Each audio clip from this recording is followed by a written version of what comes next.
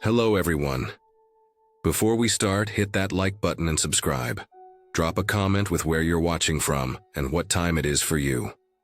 That's how YouTube keeps sending you stories like this.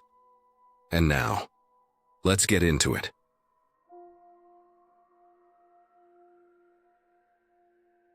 I used to work for a cleaning company that took contracts with different places, offices, schools, and a few odd ones like small churches or local community centers. One of the more unusual jobs I ever got assigned to was this restaurant that doubled as a church. It sounds strange, but that's exactly what it was. During the week it ran as a restaurant, and on Sundays it held small services. The thing that made it even stranger was that it was surrounded by a graveyard. You could literally see tombstones out the windows.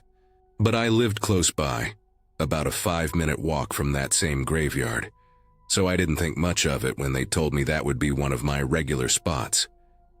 At first, everything was fine. My schedule was early, usually between 4 and 7 in the morning.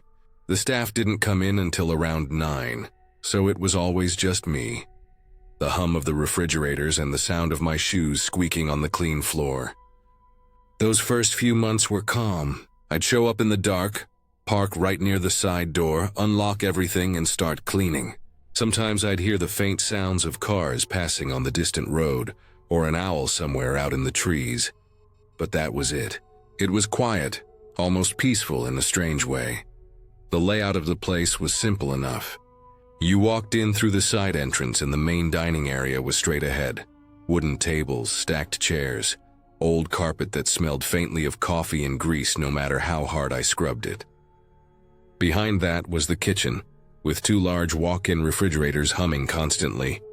The church part was just a few doors over, separated by a narrow hallway.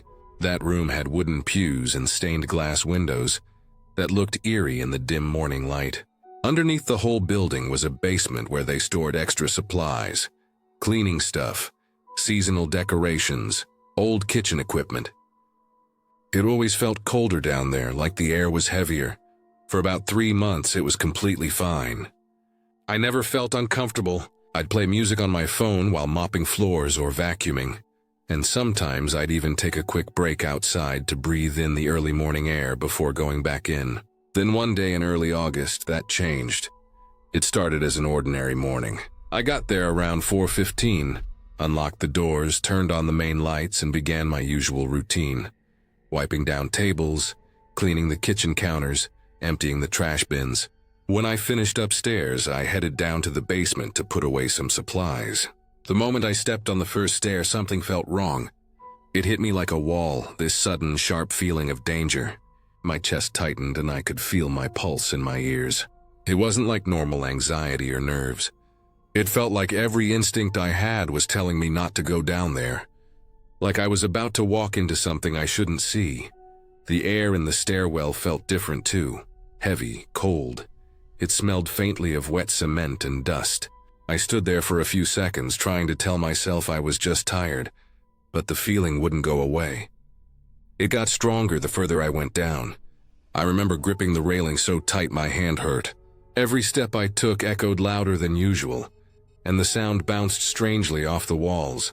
When I got to the bottom, I could barely focus on what I was doing. I felt watched, not just from behind, but from every direction at once. I moved quickly, putting the bottles and mop heads back on the shelves, trying to ignore the feeling crawling up my neck. At one point, I thought I saw something shift in my peripheral vision, a dark shape near the far corner of the basement. But when I looked, there was nothing there. Just the shelves, the old chairs stacked up, and the dim yellow light flickering above. My hands were shaking while I finished up. The feeling of being unwelcome, unwanted wouldn't leave. It was like being in a place you weren't supposed to be, where something deep inside of you knows you should go. I held it together long enough to finish, but the entire time I was close to tears. The fear didn't fade until I walked out of the building, locked the door, and got back in my car. Once I was driving home, the weight started to lift, but I couldn't explain what had just happened. From that morning on, things got worse. Every time I came back, that sense of unease was waiting for me. It didn't matter what time I showed up or how much light I turned on. It was there, sitting in the corners, watching. I'd be wiping tables and suddenly feel cold air brush the back of my neck, like someone had walked behind me. Or I'd hear soft sounds, footsteps that weren't mine, faint thumps, or the sound of something metallic shifting in the kitchen when I was on the other side of the building. A few weeks later, I started seeing it. The shadow. At first I thought I was just imagining it. It was usually near the back hallway where the church section started. The first time I saw it, I noticed the motion-detecting doors, the ones that led to the dining area, open on their own. They made that soft hiss when they opened, and I turned around thinking maybe air pressure or a draft triggered them. But when I looked up, I saw a dark shape standing just inside the doorway. It wasn't a person. It didn't move like one. It was just this solid patch of black against the dim light, and before I could focus on it, it was gone. After that, it started happening more often. I'd be cleaning near the kitchen, and the doors would open and close on their own, slow at first, then quickly as if something was moving back and forth. Sometimes the stereo in the kitchen would turn itself on, randomly blasting static or music for a few seconds, then shutting off. I checked the outlet, the power switch, even the remote. Nothing was wrong with it. I tried telling myself maybe it was electrical interference or a timer setting, but deep down, I didn't believe it. Every shift became harder. I started working faster, skipping breaks, and keeping all the lights on no matter how much electricity it used. I stopped going into the basement unless it was absolutely necessary. Even then, I'd sprint down, grab what I needed, and rush back up before that creeping fear could fully settle in. I remember one specific morning, late August, humid and still dark outside. I had just finished cleaning the front windows when the stereo kicked on again, loud and distorted, playing what sounded like half a song before cutting to silence. The motion doors opened at the same time, and I froze where I stood. The air was so still I could hear my heartbeat. I couldn't see anything, but I knew something was there. I dropped the rag I was holding and walked straight out the door. Didn't even bother to clock out that day. After that, I started looking for another job immediately. I couldn't take it anymore. My sleep was terrible. And even when I wasn't there, I'd think about that feeling, that sense that something was aware of me in that building. I gave my 2 weeks notice, but when they told me I'd have to train the new hire, I only agreed to one day. That last morning was awful. I could barely focus on showing the guy what to do. Every sound made me jump. At one point, the kitchen stereo turned on again by itself, and I saw the look on his face. He didn't say anything, but I could tell he felt it too. When my shift ended, I grabbed my things, told him good luck, and left. I never stepped foot in that place again. Sometimes when I drive past it, especially early in the morning, I glance over and see the faint glow of the lights inside. The graveyard still sits quiet around it, and from the outside, it looks completely normal. But every time I see it, that same sick feeling hits my stomach. I know what it felt like inside that building. I can still remember the weight of it pressing on me, that silent message that I didn't belong there. I never figured out what caused it. Maybe something about the layout, the isolation, or even just my own nerves. But I know this. I've cleaned dozens of places since then, all kinds of buildings, some in worse shape or in stranger areas, and not one of them has ever made me feel the way that place did. It wasn't haunted. There was no ghost or anything supernatural. But whatever it was, whatever existed in that silence and cold air, I knew it didn't want me there, and I listened. My sophomore year of college, I lived in one of the new dorm buildings the school had just finished that summer. Everything still smelled faintly like paint and plaster. The walls were white, the doors all had that hollow, freshly installed sound when you closed them, and the floors were smooth and clean without any of the usual scratches or gum marks that you'd see in older dorms. My room was near the end of the hallway on the second floor, right next to a row of bathrooms that everyone on the floor shared. There were 2 regular bathrooms with showers, sinks, and toilets, and then there was one larger one, the handicapped accessible one. That bathroom was like the prize of the whole floor. It had a big door with a blue wheelchair symbol on it, and inside it was way nicer than the other ones. The shower was at least 3 times bigger than a normal dorm shower, and had a built-in seat and a detachable shower head that hung on the wall. The floor sloped down gently toward the drain, and it had a metal bar running along the wall. There wasn't a single person in our dorm who was in a wheelchair that year, so everyone sort of took turns sneaking in there to use it. You could actually move around in the shower without bumping into cold tile or touching someone else's hair stuck to the drain. For the first few weeks, it was perfect. The building still felt new and untouched. Everything worked. Everything smelled clean. And even though the water pressure wasn't great, that big shower made up for it. I used to take late showers, usually around midnight when most people were asleep because it was quiet.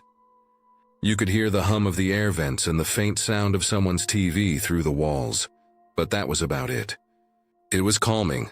Then one evening, maybe about a month after the semester started, we were sitting in the lounge area near the bathrooms. A few people were watching something on the common TV, and I was half asleep on the couch. Out of nowhere, there was a soft, sharp click from down the hall. It was unmistakable. It sounded exactly like a door lock turning. Someone said, "Did you hear that?" And we all looked toward the bathroom area. The door to the handicapped bathroom had just locked itself. Nobody had gone in. We waited a minute, then another, expecting to see someone walk out, but no one did. After about 10 minutes, one guy went to check and tried the handle. Locked. Completely. He knocked. Nothing. We thought maybe someone had gone in earlier and just didn't say anything, but we didn't hear any water or movement. An hour later, we heard another click, the sound of the door unlocking. When we checked, the lights were off, the floor was dry, and no one was inside. It was weird, but we brushed it off. Maybe the door had some automatic locking mechanism, or it was a new building glitch, but it didn't stop. Over the next couple of weeks, it started happening a lot. Sometimes in the middle of the day, sometimes at night. You'd hear that sharp metallic click from down the hall, and everyone would know exactly what it was. Sometimes it stayed locked for a few minutes. Other times it stayed locked for hours. It got to the point where people started leaving it alone altogether, because you never knew when it would just lock itself and trap you inside. The weird part was that maintenance couldn't find anything wrong with it. The RA reported it, and the maintenance guys came one afternoon. They tested the door, replaced the handle, even checked the electronic lock system that connected to the dorm's master keys. Everything was fine. They said maybe humidity was messing with the latch, or maybe someone was pranking people, but no one had a key besides the RA. Still, the door kept doing it. Then there were the noises. It started with this faint, almost animal-like sound that came from the vent above the shower. The vent was round and large, and when the fan kicked on, it always made a soft humming noise. But sometimes, usually late at night, you'd hear something else from it. A sharp whining kind of sound that almost sounded like an animal caught somewhere in the duct. It didn't happen all the time, just once in a while, long enough to make you think you imagined it. One night I was brushing my teeth in there and I heard it clearly. Like a scream, faint but real. I remember freezing with my toothbrush halfway up, staring at the vent. It lasted maybe 3 seconds, then stopped. People started talking about it. Some said it was the plumbing.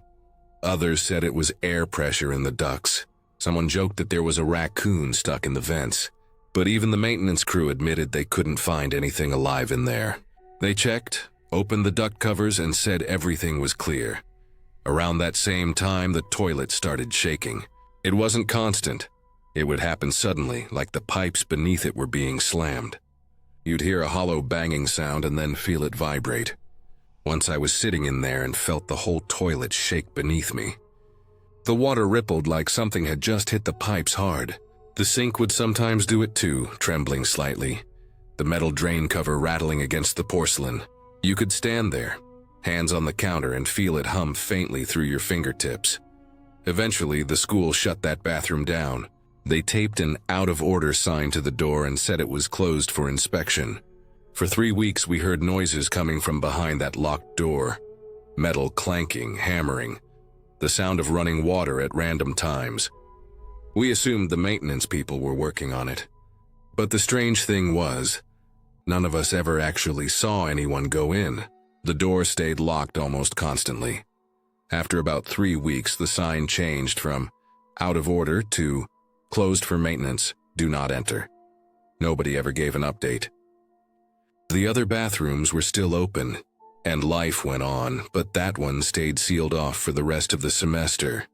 It became kind of a thing on our floor. People joked about it, saying the bathroom was haunted, or that someone had died in there even though it was a brand new building. Someone even gave it a name, Jeffrey. They'd say stuff like, "Jeffrey's locking the door again," whenever they heard that metallic click sound echo down the hall. We laughed about it, but underneath the jokes, there was something off about the whole situation. One night near the end of the semester, I couldn't sleep.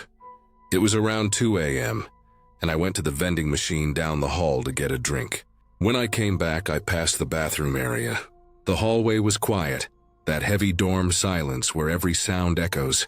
As I walked by, I glanced at the handicapped bathroom door. The light inside was on. You could see it glowing faintly through the small gap under the door. There was no sign on it anymore, but it was still supposed to be closed. I stopped for a second, half expecting to hear someone inside, but it was completely quiet. Then as I stood there, I heard it, the faint hum from the vent, and then that same scream-like noise, distant and muffled, came from behind the door. I felt my stomach drop. It only lasted a few seconds, but I'll never forget how real it sounded. Not like an animal, not like pipes. Something about it sounded human, like someone calling out from far away but trapped behind metal. The next morning I walked by again. The light was off. The door was locked. Nobody else mentioned hearing anything, and I didn't bring it up. By the end of the year, the bathroom was still sealed. When we moved out, it stayed the same. Door locked, light off, quiet. Over the summer, I heard they reopened it briefly for cleaning, but it started locking itself again, so they shut it down for good. Now, every fall, new students move in and hear the same stories about the weird noises and the self-locking door. They joke about Jeffrey like we did. The truth is, there probably was some technical explanation. Faulty wiring, pressure in the pipes, mechanical glitches from when the building was new, but no one ever figured it out completely. And sometimes when I think back to that night I heard the sound through the door, I remember how real it was. Not like a trick of the mind or bad plumbing, but something deeper. Like the building itself was reacting to something no one could see. It wasn't haunted, I know that. But something about that place was wrong in a way that didn't need ghosts to make you feel uneasy. It was the kind of wrong that doesn't fade. It just settles quietly into the walls and stays there.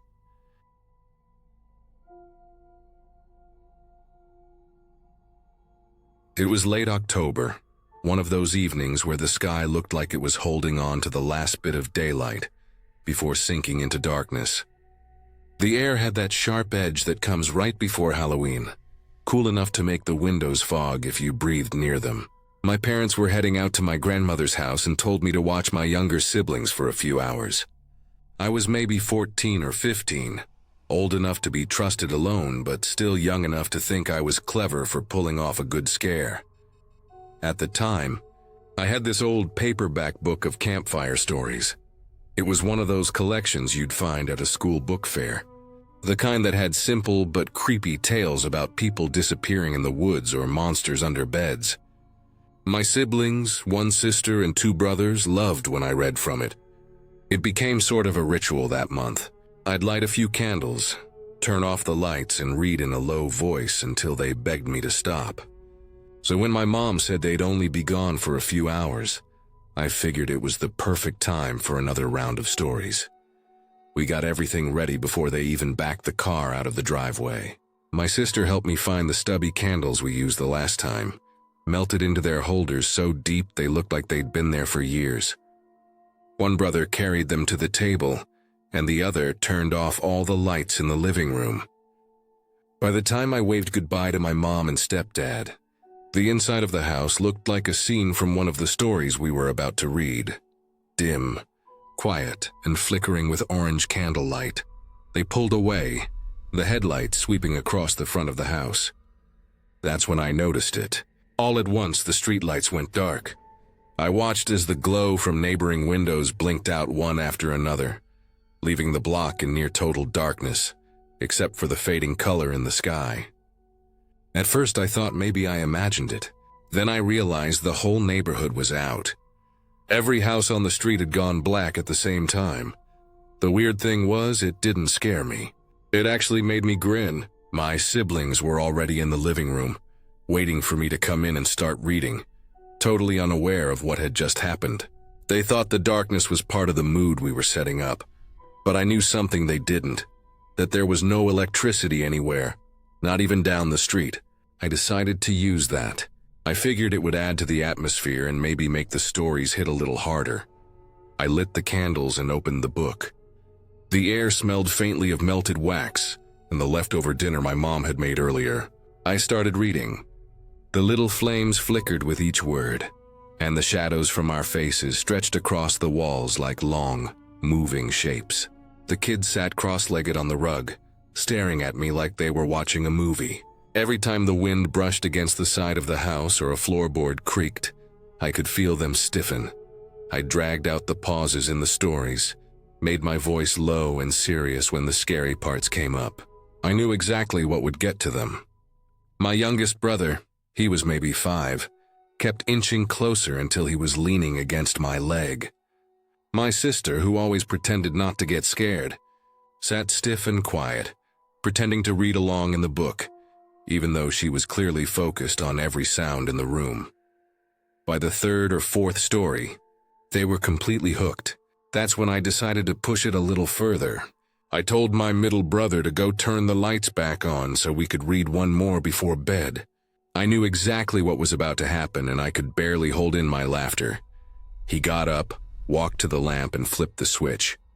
Nothing. He flipped it again, a little harder, then looked back at me. I kept my face straight and said something about him not doing it right. I told my sister to try. She got up and tried the lamp too, and of course it didn't come on either. By now they were whispering nervously, glancing toward the windows where the dark outside pressed right up against the glass. I told my youngest brother to give it a shot, knowing full well what would happen. He reached up barely tall enough and flicked the switch. Still nothing. The room stayed wrapped in that dim orange light, and the silence that followed was heavy. Then I stood up and acted confused, walking around to check the other rooms. The house was small enough that you could see into most of it from the hallway. I started shouting back updates in a slightly panicked tone. Nothing in here. Still out in the kitchen. Hallway lights dead too.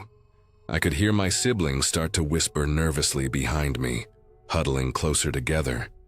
The more rooms I checked, the more I made my voice rise, like something was seriously wrong. By the time I came back, their faces were pale in the candlelight. I had to fight not to laugh. The truth was, I was proud of myself. I'd managed to scare them without needing any real monsters or jump scares. Just atmosphere and a well-timed coincidence. But the longer the power stayed off, the less funny it started to feel. I figured it would flicker back on any minute, but it didn't. The candles started burning lower, the house growing quieter and colder. Even the street outside was silent. No cars, no hum of lights, not even a dog barking. It was the kind of silence that presses against your ears. After a while, I realized I didn't actually know how long they'd been gone. Without a clock or working lights, it was hard to tell time. The kids were starting to get restless and tired, and I didn't want them crying or running around in the dark.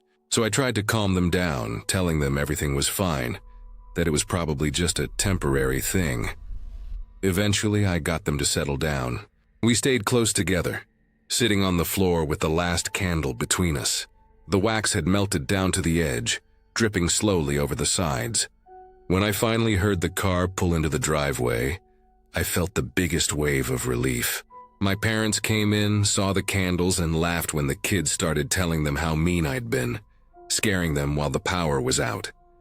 The electricity still hadn't come back on, so they just shrugged and said we'd probably have to wait it out. It wasn't until a few days later that I found out why the power had gone out that night. My friend at school told me there had been an explosion at the end of our street. His dad worked with someone who lived there. A man had taken his own life by blowing up his house. He'd done it with the gas oven, left it on long enough to fill the place, then sparked it. The entire front of the house had gone up, and the blast took down the power for the whole block. It didn't even sink in at first. Then I realized who it was. The man who lived there was the father of two of my friends, the ones I played basketball with almost every day after school. I couldn't believe it. I thought about that exact moment when the power had gone out.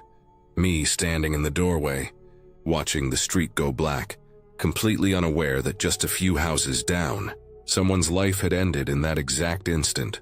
It messed with me for years. Every time I remembered that night, I thought about how I'd been laughing, how I'd used the outage to scare my brothers and sister. I'd thought it was harmless fun. I had no idea the darkness that fell over our house came from something real, something final. Even now, when I think about it, I still remember how close together we sat that night, huddled by the flickering candles, thinking it was just a game.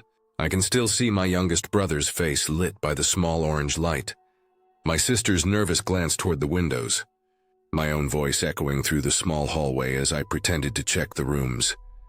It had been one of the few nights we all actually bonded like that, laughing after it was over, teasing each other about who was the most scared. For a few hours, it felt like one of those perfect Halloween memories you keep forever. But after I found out what had really happened, the memory changed. The fun of it faded, replaced by something heavier. I still remember standing outside a few days later, looking down the street at the blackened remains of that house. The windows were gone, the roof half caved in, the smell of burnt wood still drifting in the air. The streetlights had been fixed by then, the world moving on like nothing had happened. But I couldn't shake the image of those candles, flickering inside our little house while someone else's world ended just a few doors away. It's been years, but every time there's a power outage now, every time the lights suddenly die and the house falls into silence, I still get that same uneasy feeling in my stomach. Because for one night I thought the darkness was just part of a story, but it wasn't. It was real.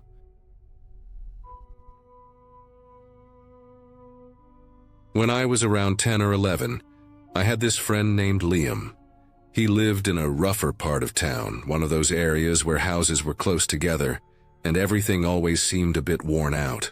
We went to the same school, played football together after class, and sometimes traded snacks during lunch. One day he told me that his family was moving.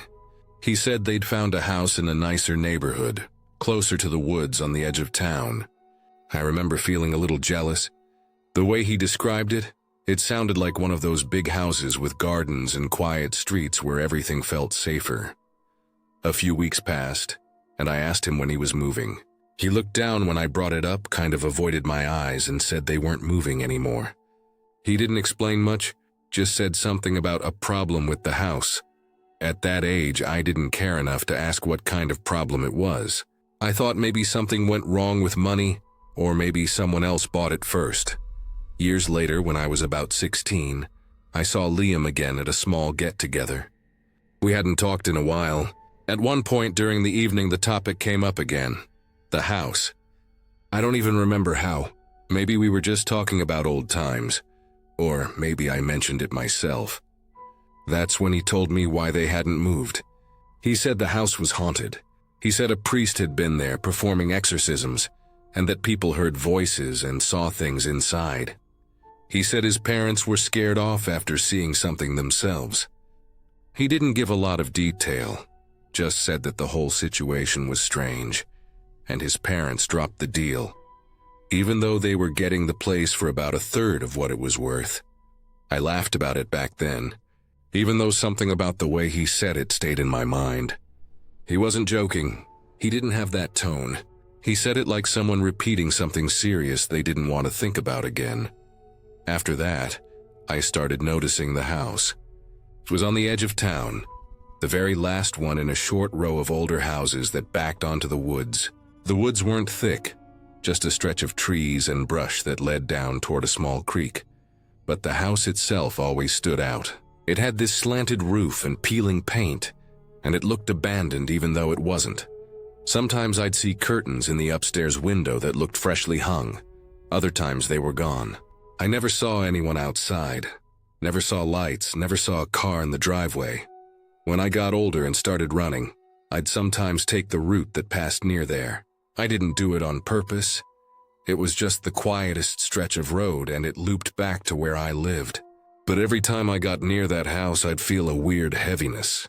It wasn't anything dramatic, just that sense that the air felt thicker, quieter. Even the sound of my shoes hitting the pavement would seem duller. I never saw anything strange, but I always sped up a little bit when I reached that part. I'd tell myself it was silly, that I was just remembering old stories.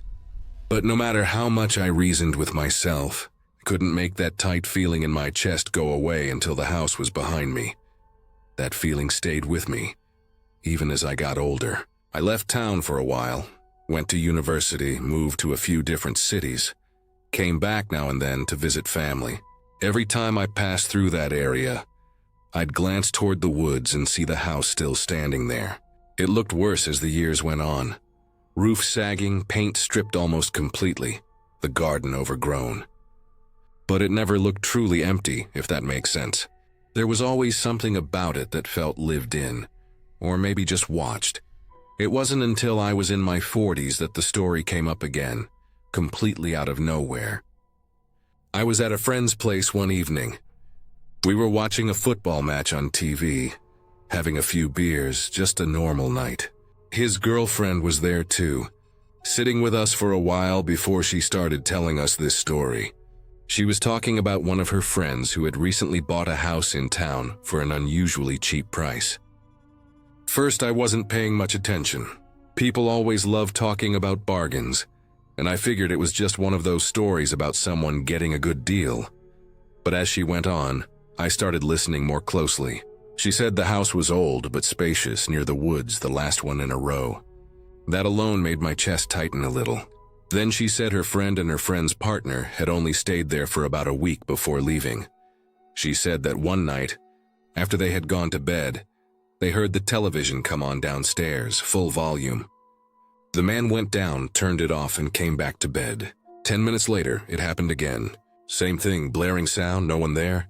He unplugged it that time, thinking the wiring was messed up or maybe the remote was stuck. But not long after, it came on again, the same volume, and somehow it was plugged back in. The woman said a few other odd things happened too, though I didn't catch all the details. Something about objects being moved around, noises at night, strange drafts through closed doors. Eventually, they packed up and went to stay with her mother. Never went back to the house again. I remember sitting there, trying to act like I was listening casually, but my mind was racing. Every detail she mentioned lined up perfectly with that same house. The location, the look, the story, it all fit. When she paused, I said, almost without thinking, "I know which house you're talking about." She looked surprised, but before she could say anything else, I told her exactly where it was. The last house before the woods, with the peeling white paint and sagging roof. She didn't confirm it, but she didn't deny it either.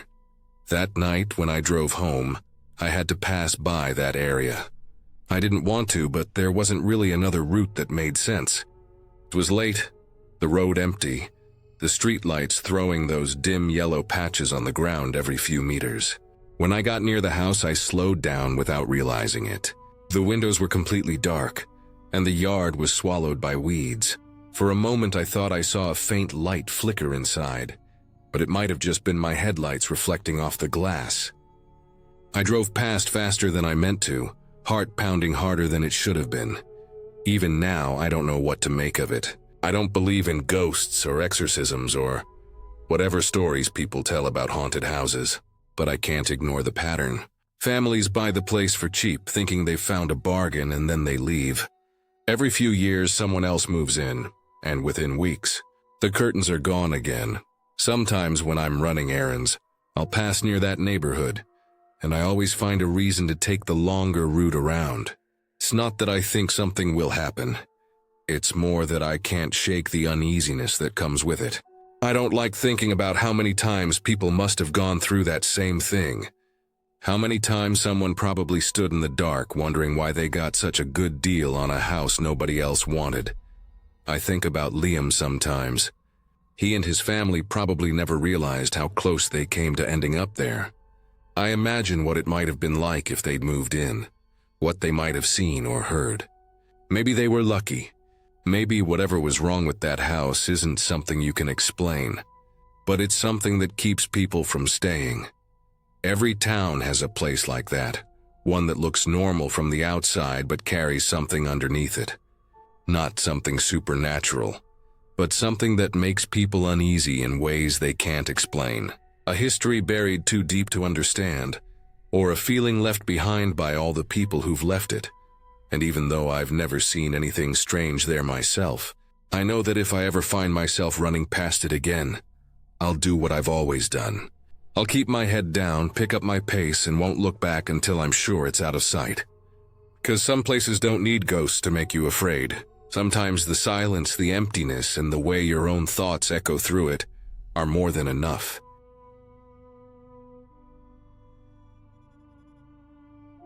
I was 11 years old the first time I saw it. It was a regular afternoon, sunlight coming through the lace curtains, quiet except for the sound of a lawnmower somewhere outside. The house was old, built around 1900, the kind that always carried a faint smell of dust and wood polish, like time itself had seeped into the floorboards. My dad was gone that day at work, and my mom was somewhere outside hanging laundry. I was in the living room, sitting cross-legged on the rug, flipping through a book I probably wasn't really reading. It was the kind of day that felt calm and normal, the way afternoons feel before you realize something's about to go wrong. From where I sat, I could see the hallway that led to the bedrooms. The hallway always felt colder than the rest of the house, a narrow strip of shadow, even when the rest of the place was bright. I wasn't thinking about it until movement caught my eye. It wasn't sudden, not a flash, not a blur, just something solid, slow, and definite. A full black silhouette shaped like a man, tall but not unusually tall, wearing what looked like a hat. The hat was shaped like one of those old-fashioned top hats, not as tall as the ones you see in old pictures of Abraham Lincoln, but tall enough to notice. The figure wasn't transparent or smoky. It was solid, like a shadow that had somehow come loose from a body. It didn't walk down the hallway. It walked across the wall as if light was projecting it from somewhere, only there was no source. I froze completely. I remember not even breathing, watching it glide across the wall, steady, smooth, like someone taking their time. Then it reached the corner and was gone. I didn't scream or move. I just stared at the hallway, waiting for something else to happen. Some sound or shape or explanation. Nothing came. The house was dead silent except for the faint ticking of the wall clock and the hum of the refrigerator in the kitchen. When I finally got up, I didn't even go near the hallway. I went outside and sat on the porch, waiting for my mom to come back around. I didn't tell her right away. It didn't feel like something that made sense to talk about. It wasn't like a dream, because I knew I was awake.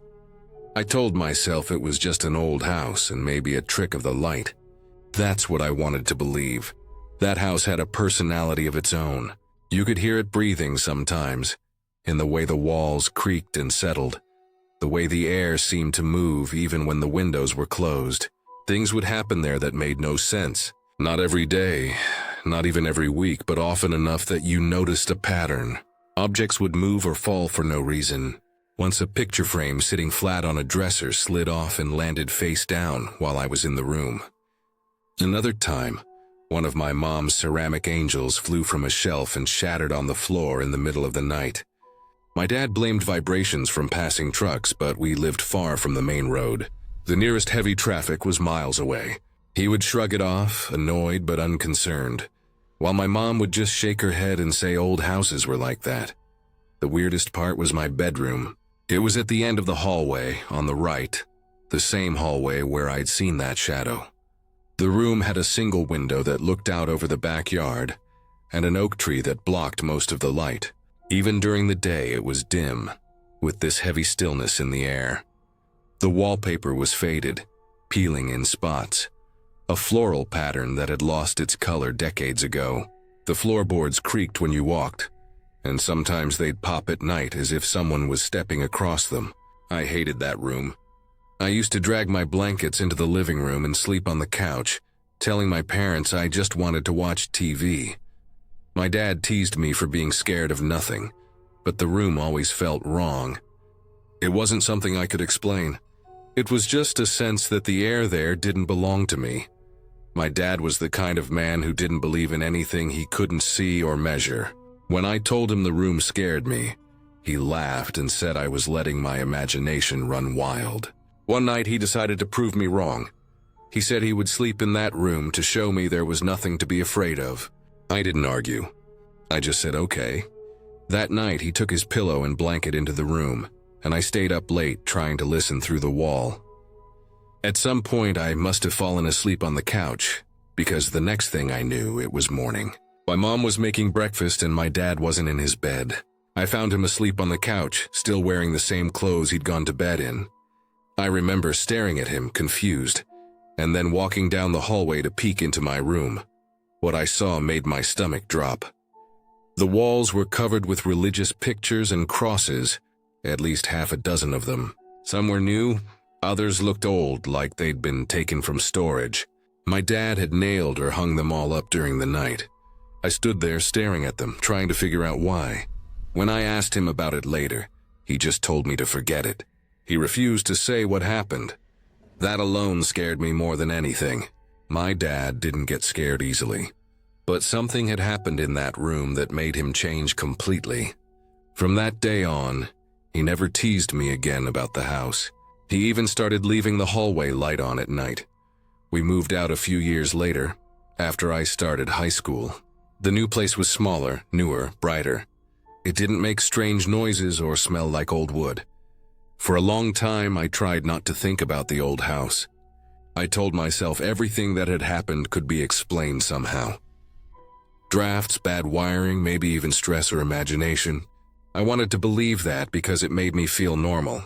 But every once in a while, I'd catch myself thinking about that shadow walking across the wall and the way it moved. Steady, deliberate, like it knew exactly where it was going. Years passed. I grew up, moved out, got my own apartment.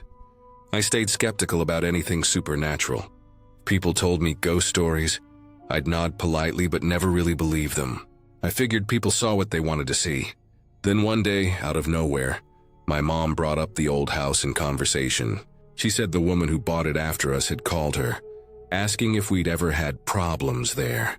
My mom didn't go into details, but the woman apparently told her she couldn't sleep in the bedroom at the end of the hall, the same room that had been mine. She said the room made her uneasy, that it felt heavy and wrong. She'd started sleeping in her guest room instead. I remember feeling a strange mix of relief and dread. Relief because it wasn't just me, and dread because it meant whatever it was, it hadn't left with us. I tried to reason it out. Maybe that room had some structural issue.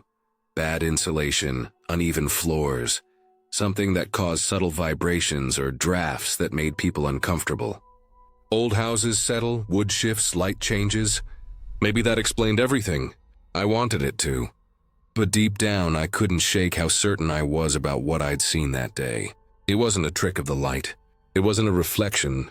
The hallway was dim, the walls were bare. It was a figure, solid as a person, and it had shape, movement, and purpose.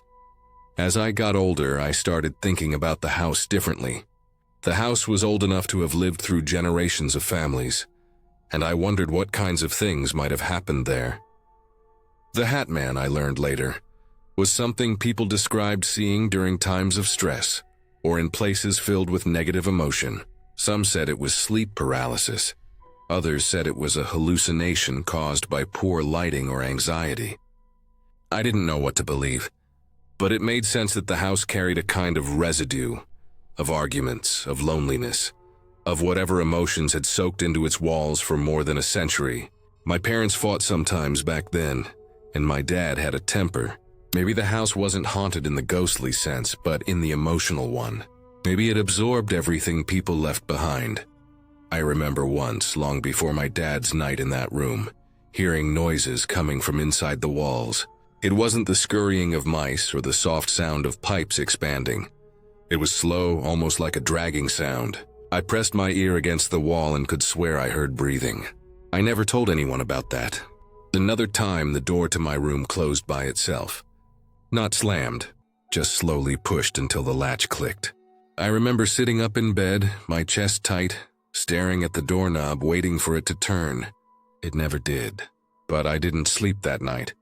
The air in that house always felt slightly damp, even in summer. The windows fogged easily. Sometimes when I woke up in the morning, there'd be faint shapes in the condensation, streaks that looked like finger marks dragged down the glass. My mom said it was just from air pressure differences.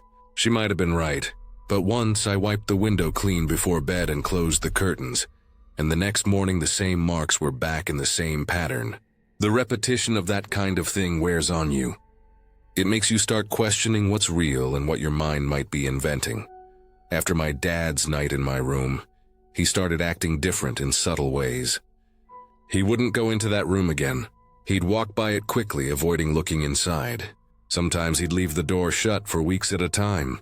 The few times I went in afterward, it smelled faintly of old candle wax and something metallic.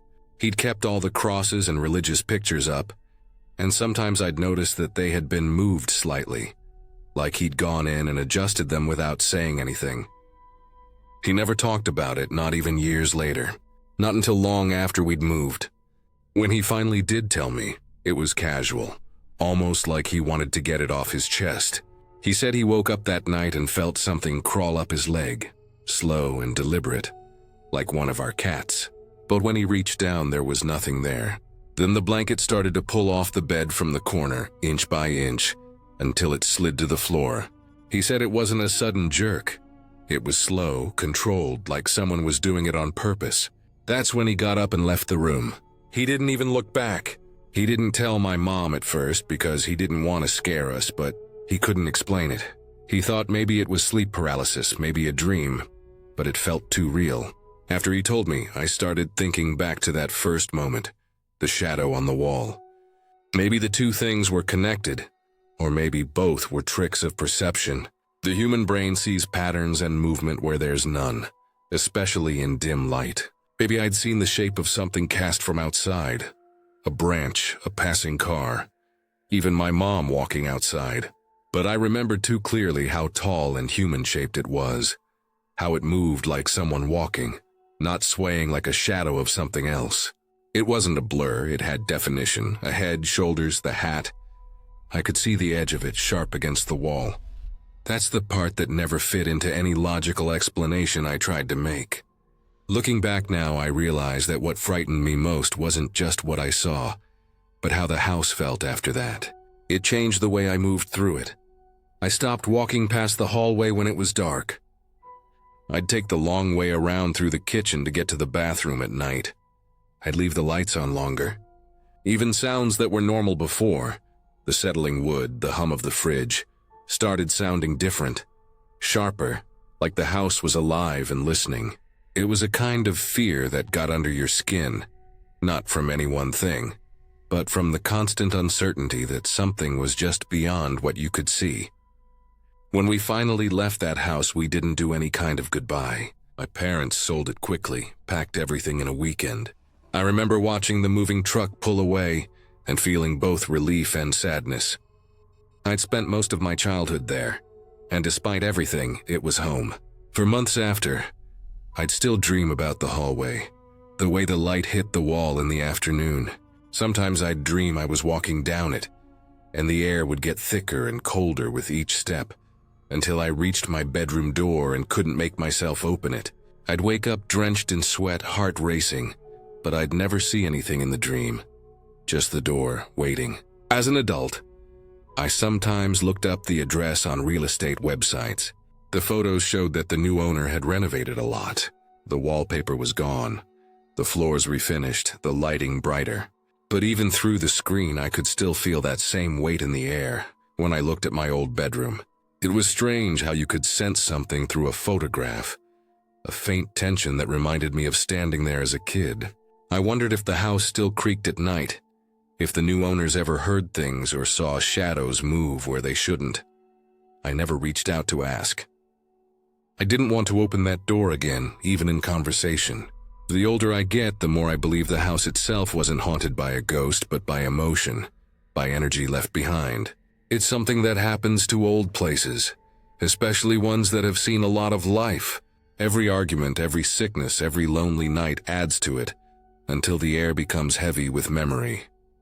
Maybe the Hat Man wasn't real in a physical sense. Maybe he was just the shape of all that old energy, something my eyes translated into form, because it was easier to see it as a figure than to feel it as a weight. Or maybe it was a kind of waking dream, a trick of a tired brain trying to make sense of patterns in the dark.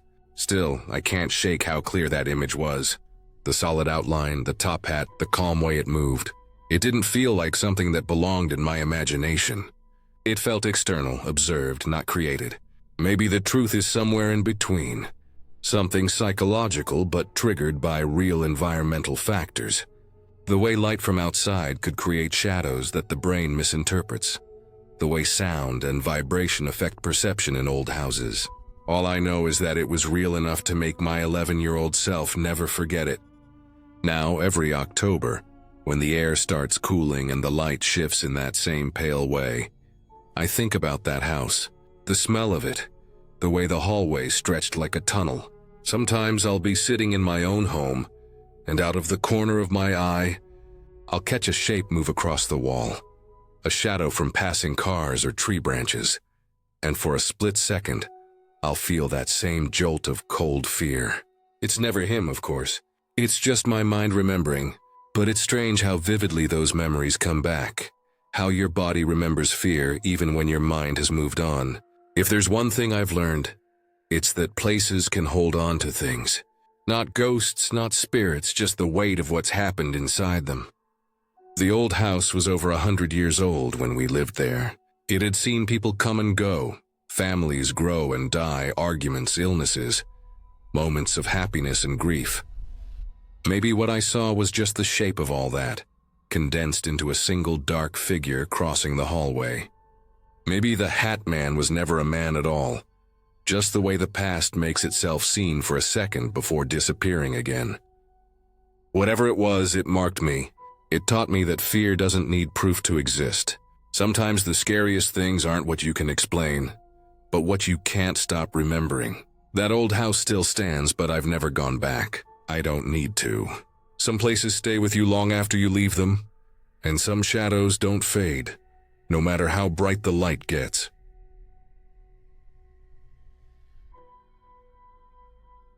I grew up in a two-family house in a quiet, older neighborhood. The kind of place where the houses sat close together, separated by narrow strips of grass and chain-link fences. From the outside, our place looked ordinary. White siding, small porch, a single tree out front that dropped leaves all over the walkway in the fall. But inside, especially down in the basement, there was a certain heaviness I could never quite explain. We lived on the top floor, and another family rented the unit below us. The basement was shared, a big unfinished space with concrete floors, exposed pipes, and a single old washer and dryer shoved into one corner. The air always smelled like damp earth mixed with detergent and rust. It stayed cool year-round, even in the middle of summer, and had that stale underground smell that clung to your clothes after you'd been down there too long.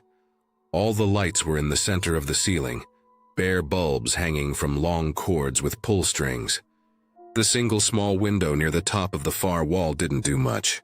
Let in a slice of light during the day, but at night, it was completely black down there. The kind of dark that felt thick like it pushed against you. I hated it. Everyone in the house did, but being a kid, it hit me harder. The steps down to the basement were old wood, creaky and uneven. They'd bow a little under your weight, and you could see into the dark between the slats. I always worried something might reach through and grab my ankles on the way down. My mom said I was dramatic, but even she avoided the basement unless she had to. She'd make quick trips to throw laundry in and come right back up, leaving the door half open like she couldn't stand to close herself in. I used to stare at that basement door every time I walked by it. was off the kitchen, heavy with chipping white paint and a small brass knob, the kind of door that creaked every time it moved. You could smell the basement faintly from upstairs, musty and cold. The sound of the washer or dryer running always seemed too far away, like it came from somewhere deeper than it should. By the time I was 10, I'd built up this whole ritual for going down there. I'd grab a stick or a wiffle ball bat, anything that made me feel a little safer, and I'd rehearse in my head how I'd pull that string as fast as possible once I got to the bottom. The problem was the light switch wasn't at the top of the stairs. It was in the middle of the basement, right above where the washer sat. You had to go into complete darkness, reach up blindly, and tug the cord. Every single time I did it, I expected something awful to be waiting in that first burst of light. It was early October the day it happened. A chilly gray kind of afternoon where the sun never fully came out. My mom left a note on the counter for me before she went to the store. I remember it exactly. Her handwriting in blue pen on a torn piece of lined paper. Please move the clothes in the washer to the dryer. Simple enough. I'd done it before, though I hated every second of it. I stood at the top of the basement stairs for a long time, reading that note again and again, hoping maybe I'd misread it, or she'd come back before I had to do it. But the house was silent, the kind of silence that amplifies every little sound. Pipes settling, the hum of the refrigerator, the faint ticking of the kitchen clock. I finally sighed, grabbed the yellow wiffle ball bat from the corner by the back door, and pushed the basement door open. The smell hit first, cold, damp air rising up like a breath from underground. I flicked the little hallway light on, but it barely reached past the first few steps. Everything below was swallowed in dark. I took a deep breath and started down. Each step creaked under my bare feet. I gripped the bat tight enough that my palms were sweating. The last few steps always felt the worst. That moment where you're halfway between upstairs and down, not fully safe in either. When I reached the bottom, I couldn't see anything. The dark was complete. I knew exactly how many steps it was to the center of the room. 7. I counted them slowly in my head, moving 1 foot at a time. The bat held out in front of me like it could somehow clear a path through the blackness. The smell of detergent grew stronger as I got closer to the washer. My hand brushed against cold metal, and I knew I was standing right next to it. I reached up, feeling the air for that string. For a few seconds, my fingers found nothing. Then they brushed against it. I grabbed it tight and pulled. The light flickered on. That's when I saw him, a man, standing not 10 feet away. For a moment, I didn't even register what I was looking at. My eyes took a second to adjust to the sudden brightness. He was just there. Tall, dirty clothes, breathing heavy like he'd been running. His hair was messy, his face pale and drawn. He looked as surprised as I was. His eyes met mine, wide, frantic. Every muscle in my body locked up. The bat started sliding out of my hands, my fingers numb. My chest tightened like I couldn't breathe. I wanted to scream, but nothing came out. Just this thin wheezing sound. I remember how loud his breathing was, the way it echoed slightly in the concrete room. His clothes looked damp like he'd come in from outside. Mud on his shoes. I don't know how long I stood there. Few seconds maybe. My brain just stopped working. All I could think was that I wasn't supposed to see this, that this wasn't real. Then from behind me, there was another sound. Something metallic, like a click. And my dad's voice, low and hard, saying something I'd never heard him say before. The tone cut straight through me. The man's expression changed. His shoulders tensed. Then he backed away slowly, eyes darting toward the basement door that led to the backyard. He turned and ran for it, his boots thudding against the floor. The door slammed open, then shut again, and the sound of footsteps faded fast into the distance. I didn't move. I couldn't. My legs felt like they didn't belong to me. My dad came down a few steps, checking that the door was still open to the yard, then told me to go upstairs. I did, though I barely remembered doing it. My hands were shaking so bad that the bat slipped out halfway up the stairs and clattered down behind me. I didn't go back for it. Later, after everything calmed down, I found out what had happened. My dad had been standing in the kitchen, drinking coffee and looking out the back window. The police had been chasing two men through the neighborhood. He saw them running through the yards behind our house. One of them jumped the fence into ours, looked around, then ran up to the basement door. He must have thought he could hide in there for a minute. What he didn't know was that I'd gone down at almost the same time. My dad realized it a few seconds later. He saw the basement door shake, saw the man slip inside, and that's when he grabbed his gun from the drawer.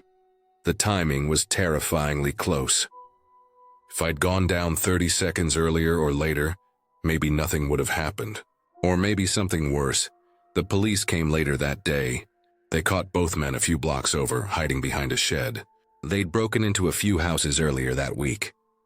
Mostly just stealing things, though one report said they'd threatened a homeowner who came back early. I remember sitting at the kitchen table while my mom talked to one of the officers. He asked me a few questions, but I barely said anything. I just kept picturing the man's face, how out of place he looked standing there under that harsh yellow bulb. That night I couldn't sleep. Every creak in the house made me jump. I kept thinking about the basement, about how close he'd been, how if my dad hadn't seen him, that story could have ended in a very different way. After that, I stopped going down there completely. My mom didn't ask me to anymore. If she needed laundry switched or boxes moved, she did it herself, or waited for my dad. Even he seemed more cautious after that. He added a bolt to the basement door that led to the yard. One of those thick sliding ones you could only open from the inside. But it didn't really help. The fear stayed. Sometimes I'd be sitting in the living room and hear the house shift, and I'd picture that man standing in the shadows again, waiting. I'd walk past the basement door and feel that same cold air seeping through the cracks, and my stomach would turn. I never told anyone how bad it got. Even after years passed, that memory sat in me like something heavy that wouldn't go away. We moved out when I was 16. Different town, smaller house. It had no basement, just a crawl space under the floor. My parents said they were glad to leave, but I could tell it was mostly for me. They knew what that place had done to my nerves. Even in the new house, I'd still check the locks twice, make sure no doors were left open. It's strange how one short moment can brand itself into your memory like that. I don't remember what I wore that day, or what I did before or after, but I remember the exact sound of his breathing. I remember the color of his jacket, the shape of his hands, the dull reflection of the light bulb in his eyes. Those details don't fade. They stay as sharp as the day they happened. I went back once, years later. I was in my 20s, driving through the old neighborhood out of curiosity. The house looked smaller than I remembered. The paint was peeling worse. The porch sagged a little, but the outline was the same. I parked across the street and just sat there for a while. A new family lived there. Kids' bikes leaned against the fence. A dog barked from inside. It looked normal again, like nothing bad had ever happened there. But I could still picture that basement. The steps, the dark, the single bulb swinging slightly when you pulled the string. I thought about how I used to stand at the top of those stairs, psyching myself up, and how all that childish fear turned out to be something real in the end, something that could have gone very wrong. I never went inside. I just sat there until the lights started coming on in the windows and then drove away. I don't think I could ever walk into that house again. Even now as an adult, I can't stand basements. It doesn't matter where I am, friends' houses, apartments, anywhere. The moment I smell that damp air or see those dangling bulbs, it all comes rushing back. That sharp mix of fear and confusion. That frozen second where your brain tries to make sense of something that doesn't fit. It's been years since that day. But sometimes when I close my eyes, I still see it exactly as it was. The pull string brushing my fingertips, the light flicking on, and the man standing there, breathing in the silence.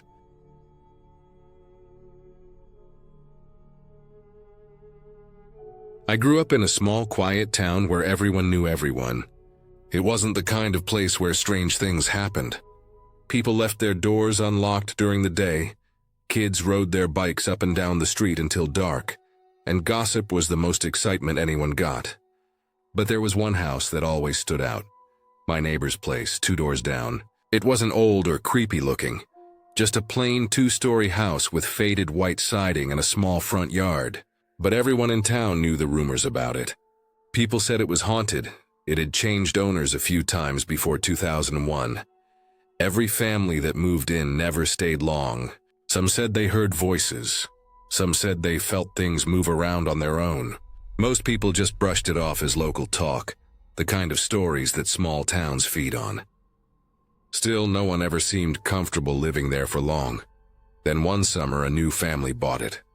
They had 2 kids, 1 boy and 1 girl around my age. For once, everyone was happy to see kids move in again. Me and the other neighborhood kids were thrilled. We finally had new friends to play with. Their parents seemed normal, nice even, and the house looked alive again after sitting empty for so long. We spent that whole summer together, riding bikes, playing tag, sneaking snacks from their kitchen when no one was looking. Sometimes we had sleepovers at their house because they had the biggest backyard and a small trampoline. It was fun at first, but strange things started happening, small things that none of us could explain. At night, when we were trying to fall asleep, someone would pull the blanket off one of us. Not hard, not like a prank, but slowly, like someone was testing to see if we'd wake up. At first, we thought it was one of the older kids trying to mess with us, but it kept happening even when it was just 2 of us sleeping there. Things went missing too. Snacks we'd left out, toys, flashlights. The doors would slam shut on their own even when no windows were open. Sometimes late at night we'd hear knocking on the windows from outside. When we checked, no one was there. We always tried to laugh it off. Kids like us wanted to believe it was just one of us being stupid, trying to scare the others. But one day something happened that none of us could laugh about. We were in the kitchen, just me and the boy. His sister had gone out with her mom. There was a big glass bowl full of apples sitting on the counter. We were standing a few feet away, talking about what game to play, when the bowl slid off the counter by itself. It didn't fall straight down. Looked like someone had pushed it. Slow at first. Then it picked up speed and crashed on the floor. Apples rolled everywhere. We both just stood there. There was no one else in the kitchen. No vibration, no wind, nothing. We told his parents, but they didn't believe us. They said maybe we bumped the counter. We knew we hadn't. It felt like the air in that room changed after that. I didn't like being in that house anymore. After that summer, I stopped going over as much. But one afternoon a few months later, I decided to stop by. It was early, around noon, and the street was quiet. I saw their bikes out front, so I figured they were home. We didn't lock our doors back then, so I just walked right in like always. I shouted my friend's name as I stepped into the hallway. No one answered. Usually, if they weren't inside, they'd be in the backyard garden. But for some reason, I walked through the house anyway. I went down the narrow hallway toward my friend's room. Her door had a big glass panel in it, so you could see straight inside. I looked through it and the room was empty. I was about to turn around and head to the garden when I reached for the door handle. It was an old metal handle that made a small clicking sound when you pressed it down. But when I tried to push it, it wouldn't move. Not like it was locked. It felt like someone was holding it from the other side. I could see the handle clearly through the glass. There was no one in the room. I pushed again, harder this time, and it still wouldn't move. The metal felt warm, like someone had just been touching it. I remember staring through the glass, scanning the room, thinking maybe my eyes were playing tricks on me. But then I heard something that froze me completely. A voice, deep, low but close. It wasn't loud, but it was clear enough to understand. Just one word, no. It wasn't coming from far away. It came from right behind the door. Every hair on my neck stood up. My chest felt tight. I couldn't breathe right. I remember thinking maybe it was my imagination. Maybe it was something outside. But I knew that sound didn't come from anywhere else. It came from right in front of me. I backed away slowly. My legs felt weak, like they'd give out any second. I didn't want to turn my back on the door. My mind was racing, trying to explain it. Maybe a vent made that noise. Maybe someone was playing a prank. But then, as I was just a few steps from the front door, I saw the door to my friend's room start to move. The handle turned on its own. Slowly. It wasn't swinging open fast, it was almost careful, like someone was easing it open an inch at a time. The sound of the hinges was soft but sharp enough to cut through the silence of the house. I didn't wait to see more. I bolted out the front door and ran down the street as fast as I could. When I got home, I was shaking so bad my mom asked if I'd fallen off my bike. I didn't tell her what happened. I didn't tell anyone for a long time. For months after that, I avoided that house. Even walking past it made me uneasy. I'd take the longer route to the store just so I didn't have to look at it. Eventually, the family moved away. I never found out why. No one ever stays long in that house. Over the years, I went inside again a few times, but only when there were other people with me. Birthday parties, family visits. It always felt colder inside than it should, even in summer. Now, thinking back, I still don't know what really happened that day. I've replayed it in my head countless times. Maybe there was someone inside the room who didn't want me to go in. Maybe one of the older kids was hiding and decided to scare me. Maybe the handle jammed and the noise I heard was something else, something mechanical. But the way that handle resisted, the way that voice sounded, it didn't feel like any prank. It felt too direct, too real, like someone was right there, standing behind that door, watching me through the glass and waiting for me to move. That house is still there. It's been repainted, renovated, even had new windows put in. People live there now. I see them sometimes in their yard, mowing the grass or washing their car. Normal family, quiet, friendly. But every now and then, when I walk by and glance toward that same door through their window, I get that same heavy feeling in my stomach, like the house remembers. And even though years have passed, I can still hear that voice in my head, low and heavy, warning me away. I've never told the new owners. I wouldn't even know how to. But every time I see their lights on late at night, I wonder if they've ever tried to open that same door, and if they've ever heard it too.